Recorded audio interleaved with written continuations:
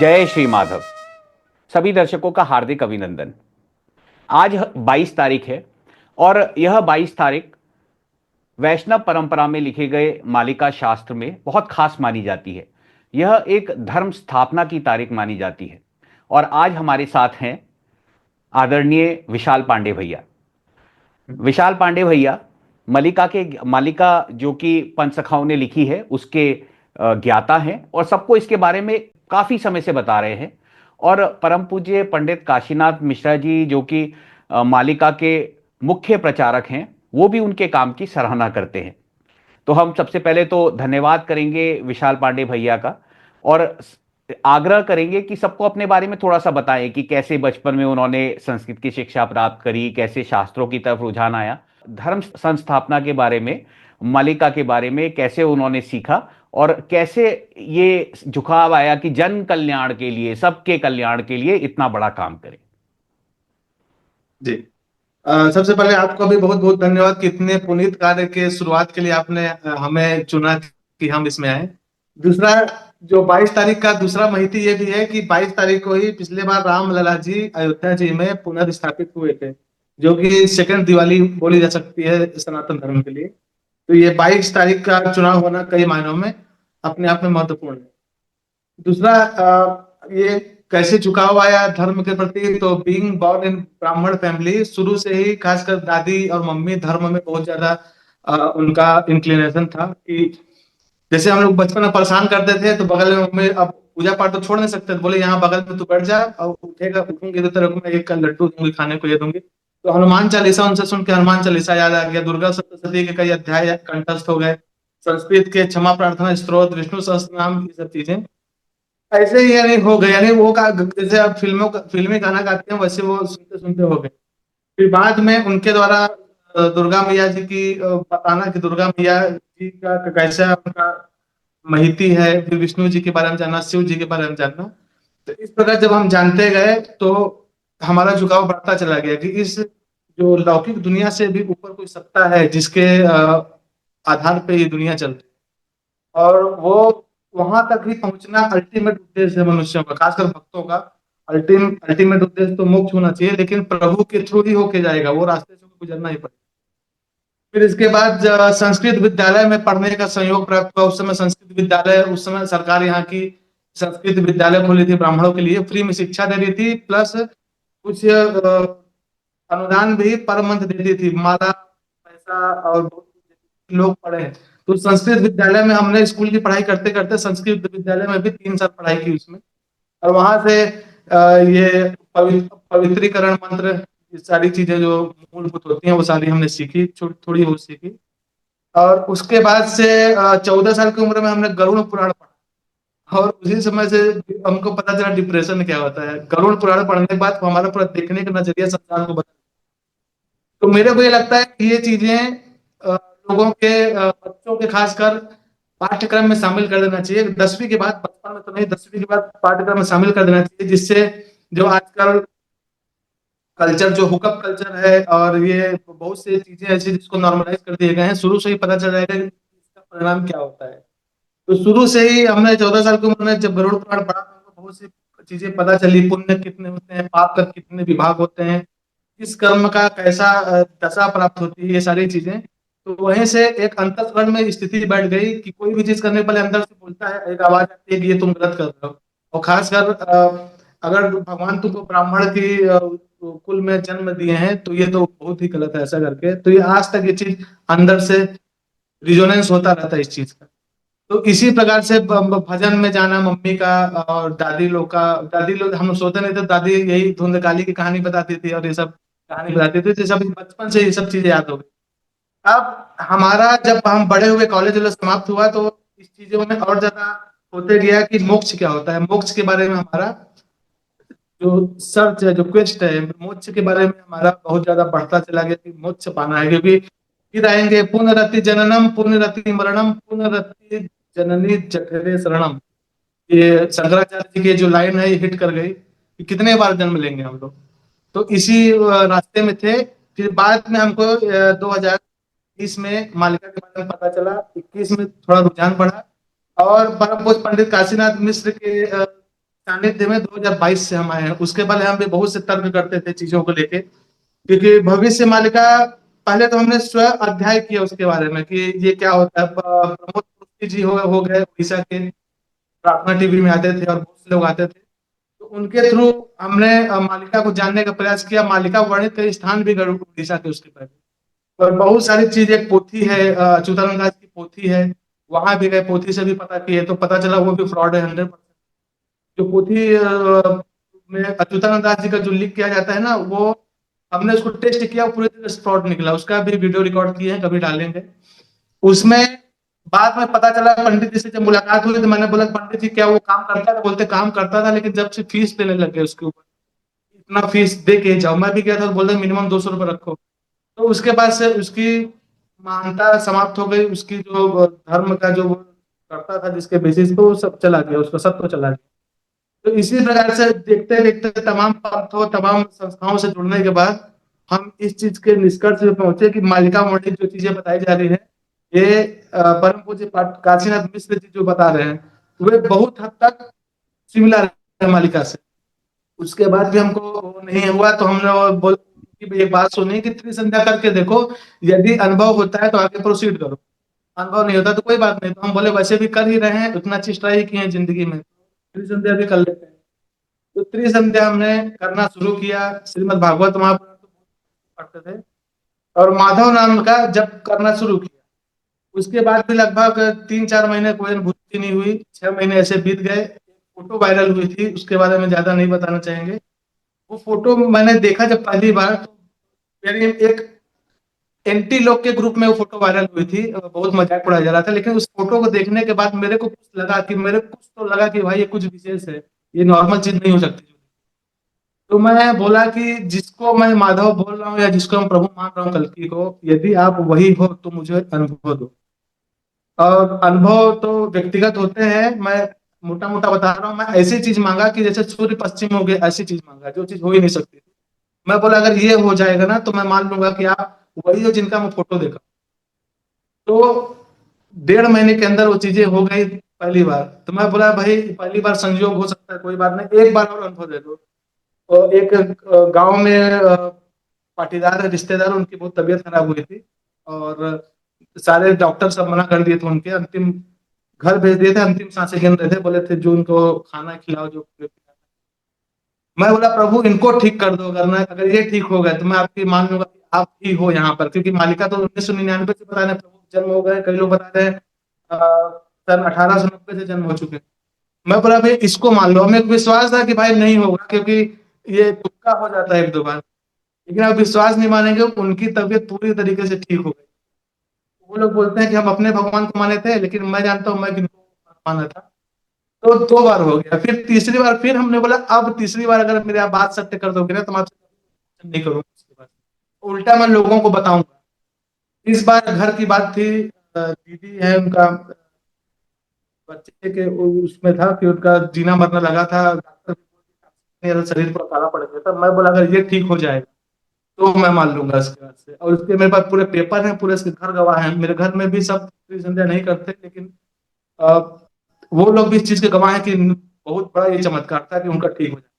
उसके बाद से मैं कान पकड़ लिया। मैं बोला प्रभु अब आपसे कोई क्वेश्चन कभी नहीं करूंगा, और जो मेरे को अनुभूति हुई है मैं भी 100 क्वेश्चन पूछेंगे, 100 प्रकार का वाद विवाद करेंगे, मैं उनका उत्तर देने को तैयार हूँ, क्योंकि मैं भी उसी फेस से होकर क्वेश्चन पूछना स्वाभाविक हो। तो यहाँ से लेके यहाँ तक की रास्ता, यहाँ तक की हमारी जर्नी थी वो यहाँ की, और यहीं से हमको ये मोटिवेशन आया कि सब लोगों को बताओ।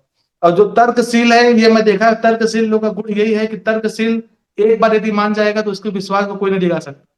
बाकी जो डर के आएंगे, जो लोभ से आएंगे, या फिर जो सुने सुनाए काम के कच्चे सुनेंगे, कल वो एंटी लोग की, कल शत्रु उनकी बात मान लेंगे। लेकिन जो तर्क की कसौटी में जो कस के आए हैं ना, वो कभी नहीं छोड़ेंगे इस चीज को, ऐसा मेरा विश्वास है। बहुत ही प्रेरणादायक आपकी जर्नी रही। और यही चीजें जो हीलिंग की एक्टिविटीज है उसमें भी हम देखते हैं कि प्रभु सबका ख्याल रखते हैं। और ये सबको इससे एक और प्रेरणा मिलेगी कि भाई एक बार त्रिसंध्या करके तो देखो।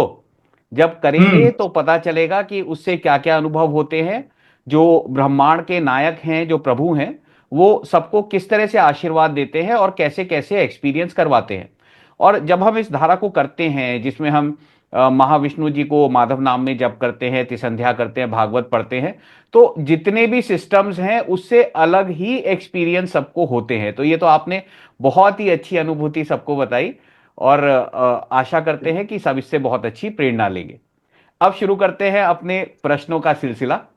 तो सबसे पहला प्रश्न ये कि जब अंग्रेज गए तो उन्होंने बहुत पॉपुलर टर्म पूरे भारत में स्थापित कर दी जिसका नाम था हिंदू। और जो हम्म। हम अपने धर्म को बोलते हैं हिंदुइज्म के नाम से बोलते हैं, तो आपको क्या लगता है कि हिंदुइज्म बोलना चाहिए या सनातन बोलना चाहिए? और ये जो सनातन धारा है इसका अनुसरण करने का सबसे आसान मार्ग आपके जो एक्सपीरियंस है, जो ज्ञान का अनुभव है, उसके हिसाब से क्या है? देखिए, हिंदुइज्म तो इंग्लिश शब्द है, हिंदुइज्म यानी हिंदुत्व तो समझ लीजिए उसको। और हिंदी जो जो इंडस वैली सिविलाइजेशन, बहुत से उसके थ्योरी हैं। हिंदुइज्म भी इसको कॉमन पॉपुलर टर्म में इसको बोल सकते हैं, एज अ लेमन टर्म में जिसको सब समझे। बाकी असल में ये सनातन धर्म, सनातन माने इटरनल, जो हमेशा से था और हमेशा रहेगा, जैसे आत्मा इटरनल है। बाकी जो हिंदू है, जैसे यहाँ अरब के लोग, अरब के जो शेख लोग हैं ना, वो यहाँ के हिंदुस्तान के मुसलमानों को हिंदी बोलते बोलते ये लोग हिंदी हैं। मुस्लिम नहीं बोलते, बोलते हिंदी हैं। हिंदुस्तान में रहने वाले हिंदी। एक है ना, सुनते थे, हिंदी है हम वतन के, हिंदू सिता हमारा। तो जो यहाँ रहता है वो हिंदी है। ऐसा, वो जो भाषा भी हिंद की भाषा हिंदी हो गई। असली में धर्म केवल सनातन धर्म है। वेदों में, शास्त्रों में सनातन धर्म का बार बार उल्लेख है। सनातन धर्म ही है, इटर्नल धर्म है, यही सनातन है, यही एक्चुअल धर्म है। और बाकी आजकल पॉलिटिक्स के लिए हिंदू धर्म, हिंदुइज्म, हिंदुत्व, ये चीजों को लेके अपना अपना लोग वो कर रहे हैं, लेकिन असली में सनातन धर्म ही ओरिजिनल है, वही बोला जाना चाहिए मेरे अनुसार। और सबसे आसान इसको निभाने का तरीका क्या है? सब मेरे अनुसार, जो मेरा अभी तक का अंडरस्टैंडिंग इतने समय का ना, अगर हम सबसे धर्म क्या है, जो धारण का धार यति इति धर्म, जो धारण करने योग्य वही धर्म है। अगर मेरे काम से किसी को कष्ट हो रहा है तो वो अधर्म है। अगर मेरे काम से किसी को खुशी हो रहा है तो वो धर्म है। तो व्यास जी लिखते हैं, 18 पुराण लिखने के बाद व्यास जी लिखते हैं कि अष्टादश पुराणेषु व्यासस्य वचनम द्वयम, परोपकाराय पूर्णाय, पापाय परपीड़नम। 18 पुराणों को लिखने के बाद दो ही चीज बोलते हैं व्यास जी अल्टीमेटली, परोपकाराय पूर्णाय, परोपकार जिससे दूसरे को खुशी हो वही पुण्य है, और पापाय परपीड़नम, जिससे किसी को दुख हो वही पाप है। तो सबसे मेन चीज ये होनी चाहिए कि हमारे किसी भी कृत्य से, मन वचन कर्म या किसी प्रकार की धारणा से किसी को कष्ट न हो। और उसके बाद हमको प्रभु भक्ति योग, ज्ञान योग, कर्म योग है, कई प्रकार के योग है, जो हमको सुटेबल लगे। हर व्यक्ति हर अलग अलग तरीके से बना है, उस प्रकार से कर सकता है। लेकिन मिनिमम यही धर्म है कि हमारे जीने से किसी को कष्ट ना हो। बहुजन हिताय बहुजन सुखाय की धारणा होनी चाहिए।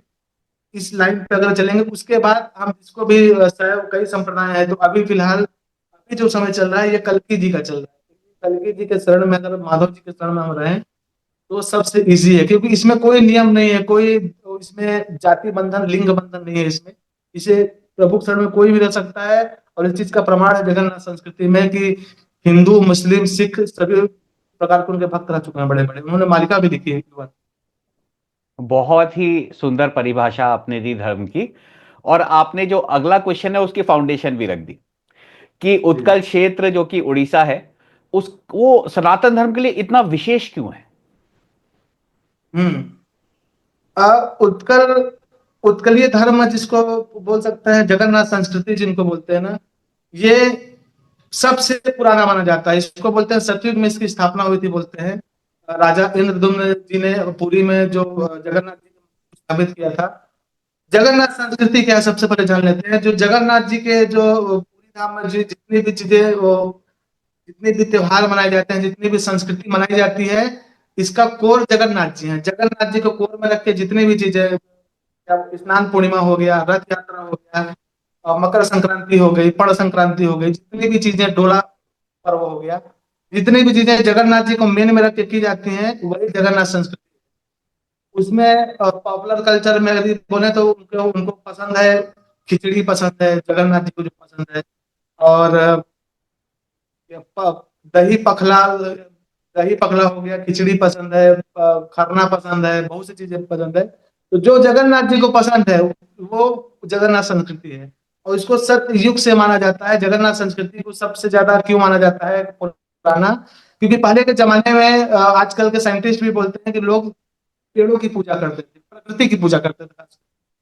तो जगन्नाथ जी के जो दारू ब्रह्म है वो नीम के पेड़ से, नीम की लकड़ी से बना हुआ था। तो नीम की पूजा उस समय के सबर जनजाति के लोग करते थे। सबर जनजाति तो और थोड़ा डिटेल की बात हो गई। सबर जनजाति जो ब्रह्म पुराण और स्कंद पुराण में आता है कि सबसे पहले नीलांचल क्षेत्र में नील माधव जी की पूजा होती थी।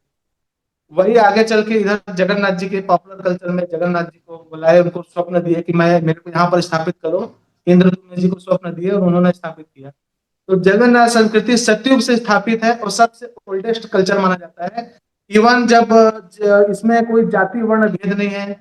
वसुधैव कुटुंबकम इसका मेन मुख्य मोटो है, वसुधैव कुटुंबकम। और रथ यात्रा में आप देखे होंगे देश विदेश के हर प्रकार के लोग आते हैं, हर प्रकार के लोग उसमें भाग लेते हैं। इवन हिंदू, मुसलमान, क्रिश्चियन सभी लोग आते हैं, हजारों सालों से आ रहे हैं।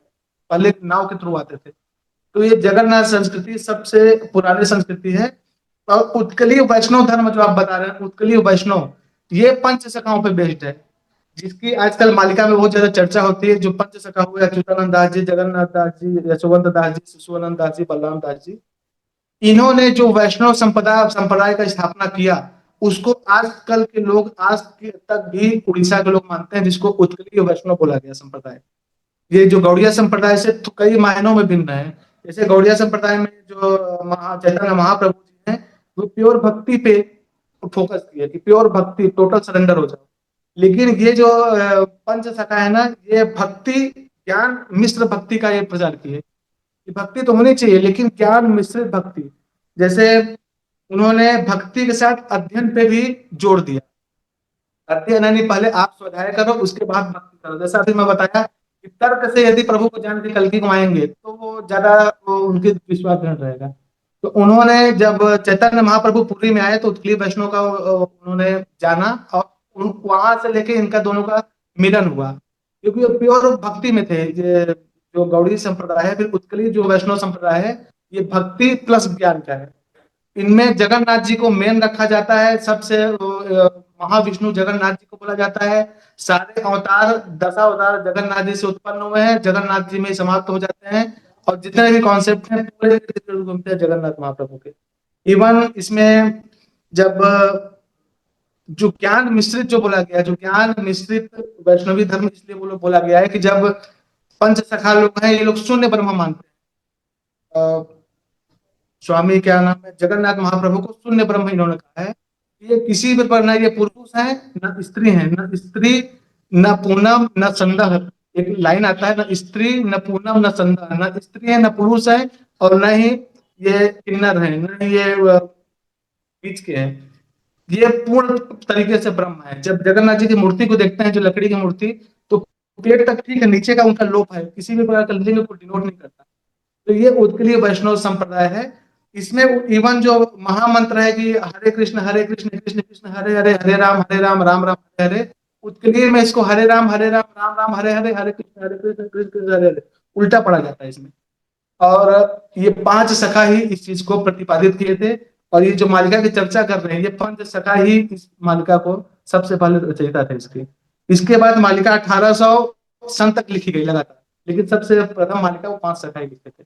और ये पांच सखा के बारे में भी वर्णन आता है कि पांच सखा प्रभु के अलग अलग अंग से निकले थे। जसवंत दास जी लिखते हैं कि हृदय आंभे जात वत्स मूले बलरामा, राधा का हास्य रे जगन्नाथ, पारंग हेतु भेना। यानी राधा जी के हाथ से जगन्नाथ दास जी हुए हैं, कटी यानी कमर से जगन्नाथ दास जी हुए हैं, और वक्ष मूल से बलराम जी हुए हैं। ऐसे प्रकार अंग से अलग अलग पंचसखा पैदा हुए हैं। और इनका काम ही था जगन्नाथ संस्कृति को स्थापित करना, पुनरुद्धार करना। ये तो थी ही पहले से, इसको रिजुविनेट करना इनका काम था। बहुत ही सुंदर आपने सारे तथ्यों को रखा। और आगे के जो कुछ क्वेश्चन थे कि उत्कल क्षेत्र का वैष्णव संप्रदाय क्या है, जगन्नाथ मध्य के बारे में बताइए। वो आपने कुछ चीजें पहले से आपने उसकी आधार रख दिया। और थोड़ा सा सबको जगन्नाथ मंदिर के बारे में कुछ बताइए कि जिस तरह से आपने बताया नील वादु थे, विश्व वासु जी थे, उसके बाद हम्म। किस तरह से जगन्नाथ मंदिर स्थापित हुआ और उसकी कुछ विशेषताएं, जैसे कि हम जानते हैं कि कुछ विशेष चीजें हैं जो केवल मंदिर में ही होती हैं, उसके बारे में सबको थोड़ा बताएं ताकि सबको ये पता चले कि कितना विशेष वो मंदिर है और कितने विशेष हमारे जगन्नाथ जी हैं। जी, ये तो एक तो ब्रह्म पुराण और स्कंद पुराण में इनका वर्णन आता ही है स्पष्ट रूप से जगन्नाथ जी का। अब अगर इसमें देखें जिसको लोग इसको रिलेट कर सकते हैं तो महाभारत में भी आता है जगन्नाथ जी का वर्णन कि सबल जनजाति के लोग इनकी पूजा कर रहे हैं और वैसे ही जगन्नाथ जी को आकार दिए हैं नील माधव जी की जो पूजा करते थे। रामायण में इनका उल्लेख आता है कि रावण की मृत्यु के बाद वो श्री रामचंद्र जी बोलते हैं कि इक्ष्वाकु वंश के देवता जगन्नाथ जी की पूजा करो। किनको बोलते हैं? विभीषण जी को। आज भी वहां विभीषण जी आते हैं जगन्नाथ जी के मंदिर में, विभीषण वंदापना पूजा बोलते हैं उसको। आज भी विभीषण जी आते हैं, पूजा होती है। यानी समझ लीजिए ये द्वापर त्रेता सतयुग कितने कितने युगों युगों की जो बात है उनका इसमें। बाजूबंद रखा हुआ है उसकी बात कर रहे हैं आप, हाँ विभीषण जी हाँ। की। जी जी जी जी जी, उन्होंने वहां किया था। वहां के पुजारी को स्वप्न आया था कि वहां पर भीष्म जी आएंगे, उनको विभीषण से उनको पहचान लेना। तो जगन्नाथ जी का जो मूर्ति है वो मंदिर है खासकर, वो रहस्यों से भरा पड़ा है। जैसे वो उल्टा जो ध्वज उड़ना, कई बार जो ध्वज है ये विपरीत दिशा में दिखाई देता है हवा के अंदर, सागर की आवाज अंदर नहीं आती। और बहुत सी चीजें हैं जगन्नाथ जी की। जैसे मूर्ति को ही ध्यान रखा जाए, जगन्नाथ जी की जो मूर्ति है, बोलते हैं कि विश्वकर्मा जी उनको बनाने आए थे, बोले थे 21 दिनों में मैं इनको बना लूंगा, बीच में कोई टोकना मत। लेकिन जब आवाज आनी अंदर से बंद हो गई तो गुंडीचा माता ने दरवाजा खुलवाया तो वो गायब थे। तो बोलते हैं इनकम्प्लीट मूर्ति बनी हुई है। लोग बोलते हैं इनकम्प्लीट है, लेकिन वो एक्चुअल में कंप्लीट मूर्ति है। यही जो मर्त, इसको मर्त वैकुंठ बोला जाता है, वो ओरिजिनल वैकुंठ में यही मूर्ति स्थापित है, ऐसा शास्त्र प्रमाण करते हैं। अब मूर्ति के बारे में थोड़ा बताते हैं कि मूर्ति में एक तो दो बड़ी बड़ी आंखें हैं, चक्का डोला बोला गया, चक्का नयन बोला, जग्गा बोला गया, चक्का नयन बोला। चक्का नयन यानी तीनों मूर्ति में आप देखेंगे तो उनका नयन अंडाकार का, कि इनका ऐसा अलग टाइप का, लेकिन उनका पूरा गोला है। तो ये इनके आंख के ऊपर आईब्रोज, जिसको पुतली बोलते हैं, आईब्रोज भी नहीं है, क्योंकि लगातार प्रभु जो अपने भक्तों को देखने के लिए एक सेकंड भी पलक नहीं झपकाते बोलते हैं। तो इनका आंख हमेशा खुला रहता है। और आज साइंस भी बोलता है कि जब हम इमोशनल होते हैं, ज्यादा खुशी होते हैं, तो आंख की जो ये रेडनेस होती है ये बढ़ जाती है। एक एक कॉन्सेप्ट है विज्ञान में, इसको मैं स्टडी करा था, मेरे को इससे मैं रिलेट किया। तो जगन्नाथ जी का जब आंख देखेंगे तो गोला, जो गोला आंख है यहाँ लाल लाल मोटा मोटा है, यानी वो मैक्स पॉसिबल जो उनके अंदर करुणा है। हर समय उनकी आंखों में करुणा दिखाई देती है भक्तों के प्रति। और वो ये जानते हैं कि हमारे भक्त हमेशा आ रहे हैं, कहाँ कहाँ से आ रहे हैं। तो जितना देखने के लिए ईगर नहीं, उत्सुक नहीं है, उससे ज्यादा वो भक्तों को देखने के लिए उत्सुक है। जगन्नाथ जी का जैसा अभी बताया कि नीचे उनका दोनों हाथ जो है वो इस मुद्रा में है, ऐसे मुद्रा। वो ये कहना चाहते हैं, वो इनकम्प्लीट नहीं, वो एक्चुअल में अपने आप में कंप्लीट। वो ये कहना चाहते हैं कि मैं दोनों हाथ पसारे खड़ा हूँ, देरी है तो केवल आपकी आने की। इस प्रकार से जगन्नाथ जी की बहुत सी चीजें हैं। वहां बोलते हैं जो ध्वजा अगर नहीं बदली जाएगी तो 18 साल के लिए। वहां जब खाना पकता है, एक के ऊपर एक कई हांडी लगती है, सबसे ऊपर की हांडी सबसे पहले पकती है। ये पिछले बार मैं गया था तो मैं बोला चलो जाके देखो, तो बनता हुआ देखा था वहां पर। वहां जो प्रसाद बनता है, आनंद बाजार या वो कुछ बोलते हैं, वहां जो प्रसाद बनता है उसकी अलग कहानी है कि इंद्र जी एक बार खाने आए, तो इंद्र जी के पास पैसा नहीं था, तो बोले ठीक है तुम जब बोलोगे मैं यहाँ पर आके वर्षा कराऊंगा। बहुत सी चीजें वहां पर। जगन्नाथ जी के रत्न चंदुआ के बारे में कहानी है, जगन्नाथ जी के खजाना के बारे में कहानी है, खजाना है। और ये सब के बारे में लिखा है कि मालिका में लिखा है कि आगे चल के यहाँ चोरी हो जाएगी, रत्न चंदुआ में आग लग जाएगी, सिंहासन तक जल आ जाएगा। ये सारी चीजें अंत के समय के संकेत के रूप में लिखी गई उसमें। बहुत ही सुंदर डिस्क्रिप्शन, और आपने थोड़ा सा और आगे की आधारशिला भी रख दी कि अभी जो चीजें होने वाली हैं उसके संकेत भी मंदिर से जुड़े हुए हैं, उसकी अभी हम आगे जाके थोड़ी सी बात करेंगे। अब जी अयोध्या में श्री राम की जब मूर्ति बनाई गई तो उसके चारों तरफ दश अवतार का एक पूरा एक जो मूर्ति काट ले, चारों तरफ दश अवतार भी बनाए। तो एक बार सबको हाँ। थोड़ा सा दश अवतार के बारे में बताएं और कल की भगवान के बारे में। देखिए ये जो 10 अवतार हैं, ये महाप्रभु महाविष्णु जी हैं, वहां से ओरिजिनेट होते हैं और कायदे से जगन्नाथ जी से ओरिजिनेट होते हैं, अंत में वही मिल जाते हैं। ये 10 अवतार का जो फोटो बता रहे हैं ना, ये जगन्नाथ जी के जो सिंह द्वार में मूर्ति लगी है ना, वहां भी देखा जा सकता है। जो हम्म। एक सामने मूर्ति लगी है, एक अंदर गर्भगृह में है। सामने जो मूर्ति लगी उसके फ्रेम में भी 10 अवतार हैं, और एक तरफ बाएं तरफ हनुमान जी हैं, दाहिने तरफ गरुड़ जी है। और सेम यहाँ मूर्ति, ये रामलला जी की मूर्ति में सेम यही चीज डिपिक्ट किया गया है कि बाएं तरफ हनुमान जी, इधर दाएं तरफ गरुड़ जी है, और ये 10 अवतार। ये अलग अलग युग में अलग अलग कल्पों में जिस प्रकार से जरूरत पड़ती है ये जन्म लेते हैं। और खासकर उसी समय जन्म लेते हैं जब किसी दो युग का संधि काल हो, उसी समय जन्म लेते हैं और धर्म की संस्थापना करके दोबारा अपने जगह लौट आते हैं। अलग अलग इसमें 10 अवतार थे। ये जो 10 अवतार इसमें बताया जा रहा है, जो मूर्ति डिपिक्ट की गई है श्री राम लला जी के में, वो भी मेरे को लगता है नोइंगली या अननोइंगली वो यही दिखाना चाहते हैं कि ये अब कल की भगवान के आने का समय हो गया, ऐसा मेरे को थोड़ा लगता है।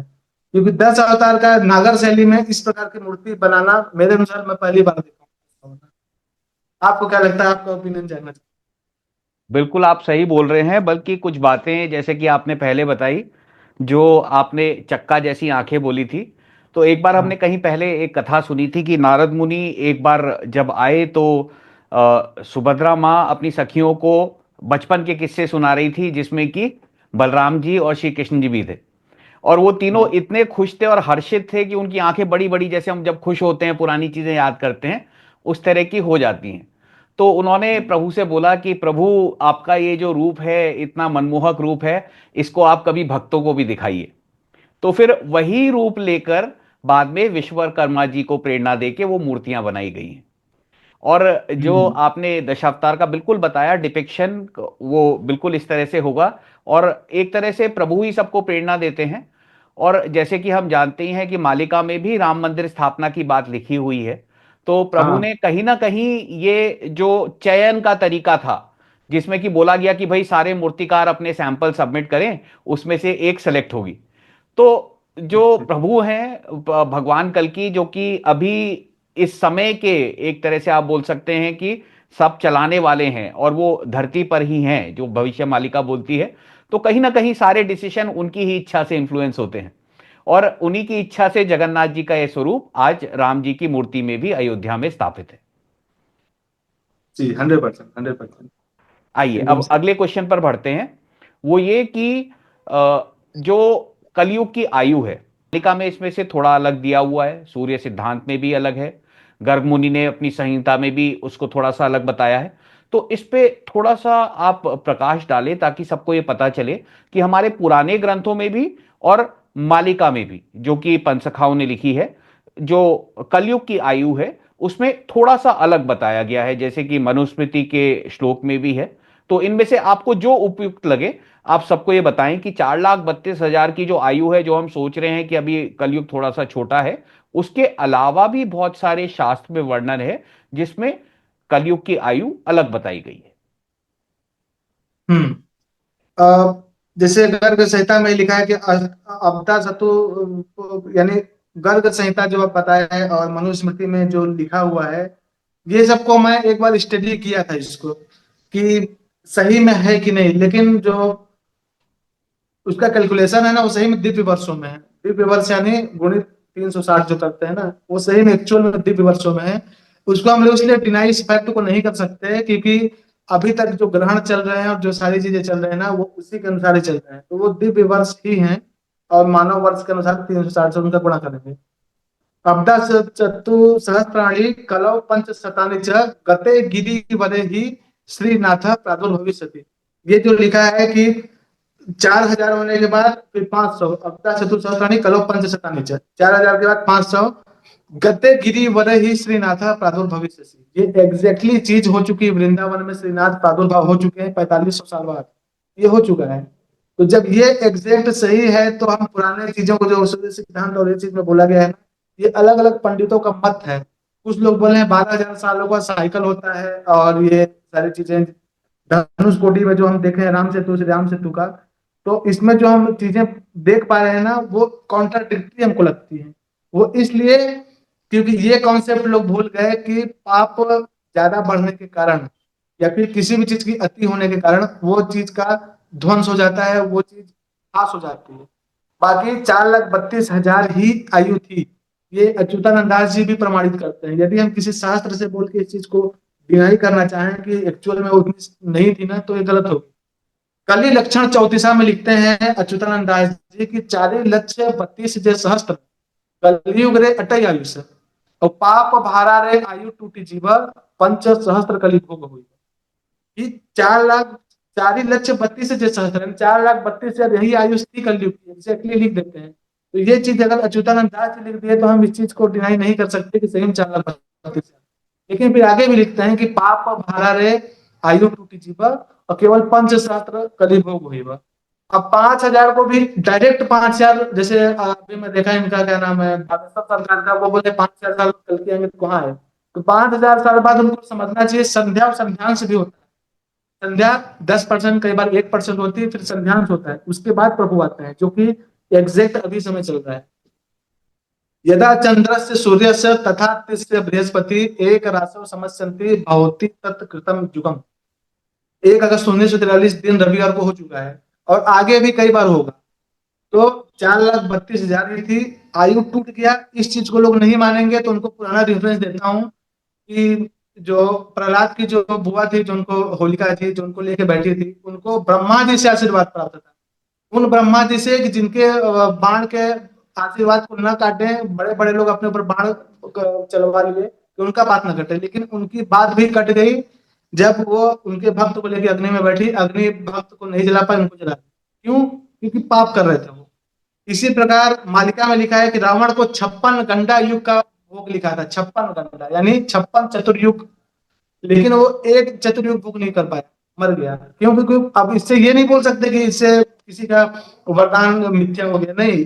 हर चीज में एक वो रहती है कि अगर आप पाप कर दोगे तो ये चीज खत्म हो जाएगी। इसी प्रकार से मार्कंडेय जी को 12 वर्ष का आयुष्य था, वो अजर अमर हो गए अभी भी, क्योंकि वो भक्ति की है। तो ये चीजें समानांतर चलते रहते हैं। यदि आप पाप कोई करेगा, अभी तो कलेक्टिव पाप कर रहे हैं तो युग का अंत हो गया, इंडिविजुअल पाप करेगा तो मनुष्यों का अंत हो जाएगा। इस प्रकार से बोलते हैं कि ज्योतिष में 120 वर्ष की परम आयु होती है। अभी भी ज्योतिष जो देखते हैं 120 वर्ष, लेकिन मनुष्य कितना जीता है? 40 वर्ष, 50 वर्ष। इसी प्रकार परम आयु 4,32,000 थी, लेकिन भोग कितनी हुई?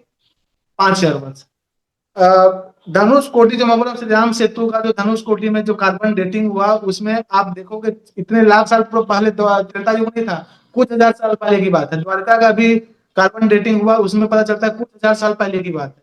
तो इससे पता चलता है कि कोई भी युग अपनी पूरी आयु भोग नहीं कर पाई और बीच में समाप्त हो गई। तो 4,32,000 ही थी, लेकिन अभी फिलहाल समाप्त होकर वो 5,000 भी हो चुकी। तब संध्या और संध्यांश चल के अब सतयुग के भोर में खड़े हैं। सत्युग का भी सुबह नहीं हुआ, सत्युग का भोर हुआ है। जो हमको सुविधाएं मिल रही हैं, फोन करो तो एम्बुलेंस आ जा रहा है, ऑर्डर करो सामान आ जा रहा है, स्त्रियों को इतना एम्पावर कर दिया गया है। ये सारी चीजें सत्युग का भोर है। अभी सत्युग का सवेरा आएगा, फिर सत्युग का दोपहर आएगा, तो बहुत सुख आएगा। लोग बोलते हैं टेक्नोलॉजी नहीं रहेगा तो क्या होगा, इससे कहीं ज्यादा अनइमेजिनेबल सुख रहेंगे जो बच जाएगा उसके लिए। जी, बहुत ही आपने सुंदर तरीके से बताया कि मैक्सिमम आयु तो 4,32,000 है, लेकिन जैसे हाँ। इंसान अगर अपने कर्म खराब रखे कि खराब खाना खाए, शरीर को सही तरीके से इस्तेमाल न करे, मन को गलत चीजों में लगाए, तो उनकी आयु अब रोग से बाकी चीजों से अपने आप कम हो जाती है। वैसे हम्म। ही जब हम एक समाज में पूरे विश्व में अपने आचरण ठीक ना रखें, कर्म ठीक ना रखें, तो जो युग की आयु है वो उसी तरह से कर्मों की वजह से कम हो गई है। तो एक बार सबको थोड़ा सा इसमें और इंसाइट दे दें कि कौन से वो काम है जिससे अ, एक आध एग्जांपल, दो चार, जिसमें कि जो हमारे महापुरुष रहे हैं पंचसखा, उन्होंने बताया है कि किन वजहों से आयु कम हुई है। देखिए, ऐसे तो 36 प्रकार के पाप हैं, लेकिन मुख्य पाप, सबसे पहला पाप तो गौ हत्या से 1 लाख साल सीधे खत्म हो गया। गौ हत्या हो गया, गौ चारण भूमि हरने से खत्म हो गया, 14,000 15,000 साल। अपने सहोदर के साथ, जो अपने पेट के साथ पैदा हुआ है, भाई बहन हो गए, उनके साथ धोखा करने से 4,000 साल, 40,000 साल।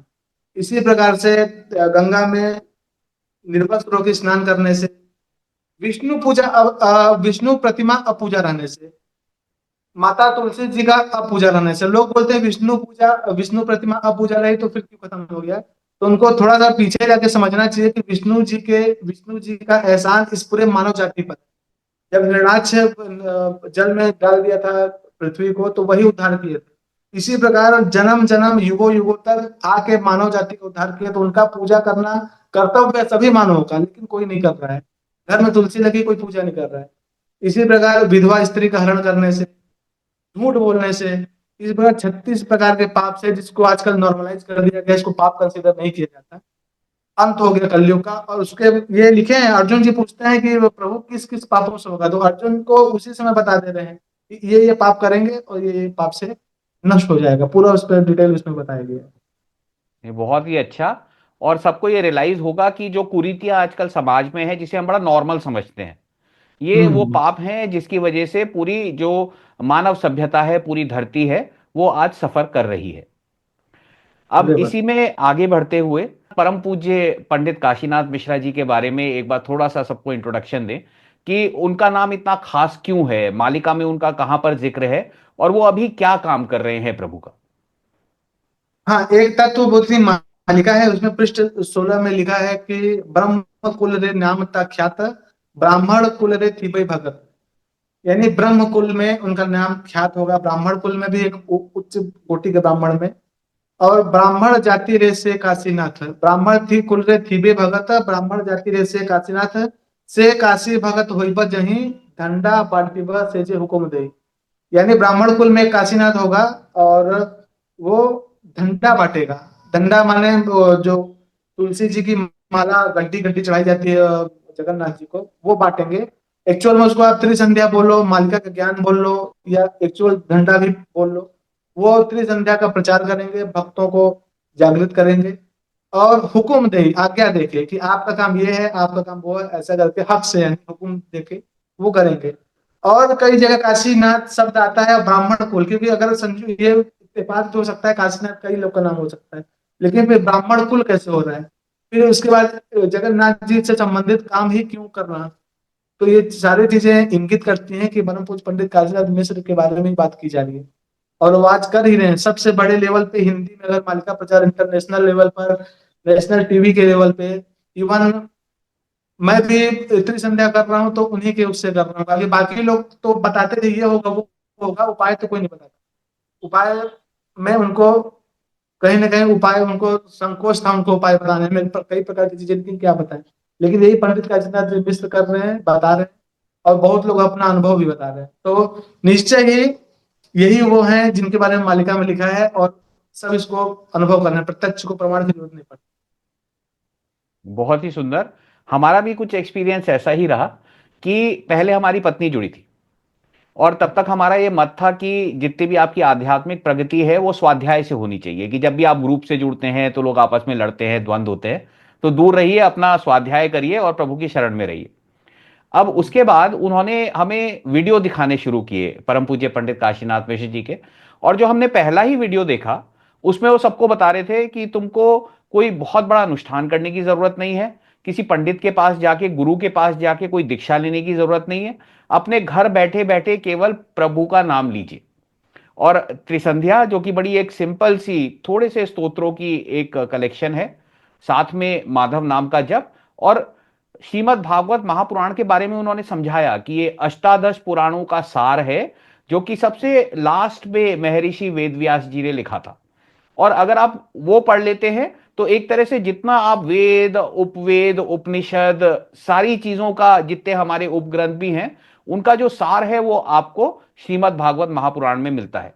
और आप किसी के पास सीखने मत जाइए, अपने अपने आप पढ़िए, बार बार पढ़िए, और बार बार पढ़ने से अपने आप ही आपको प्रभु आत्मज्ञान देंगे। तो मेरे को ये चीज उस समय इतनी, एक तरह से आपसे बोल सकते हैं कि हार्ट टचिंग लगी, कि दिल को छू गई वो बात, कि एक प्रचारक है जो ना तो बोल रहे हैं कि आप कोई दीक्षा लीजिए, ना कोई ग्रुप में जाइए, घर बैठ के अपने आप ही प्रभु से जुड़िए। तो उसके बाद से हम उनसे जुड़े, और जो उनकी सिंप्लिसिटी देखी कि ना तो वो किसी को कोई काम देते हैं, अपना काम खुद करते हैं। उनके वस्त्र आप देखेंगे तो उनके पास 15-20 साल पुराने वस्त्र हैं जो वो बार बार बदलते नहीं है, वही पुराने ही पहनते हैं। खाना अपना खुद बनाते हैं, किसी से अपना काम नहीं करवाते। यहां तक कि अपना खुद का जो काम करते हैं उसमें उन्होंने 20 साल तक अपने आप ही ड्राइविंग करी, अपने आप ही सारा काम किया। कभी किसी और से जबरदस्ती काम करवाने का उन्होंने कभी भी कोई ट्रेडिशन फॉलो नहीं किया और सेल्फलेसली पूरी सोसाइटी को वो देते रहे। तो जो उनका व्यक्तित्व है वो एक छूने वाला व्यक्तित्व है। और जो मैं सभी से ये आग्रह करूंगा कि ऐसी चीजें आप अपने आप अनुभव करें। जब आप इस तरह के परम पुरुषों से मिलते हैं तो तब आपको लगता है हमें इनकी बातें सुननी चाहिए, उनकी एनर्जी इतनी डिवाइन है। तो ये बात समझें और वो जो बता रहे हैं सब उसको फॉलो करने का प्रयास करें। ये हमारा सबसे आग्रह रहेगा।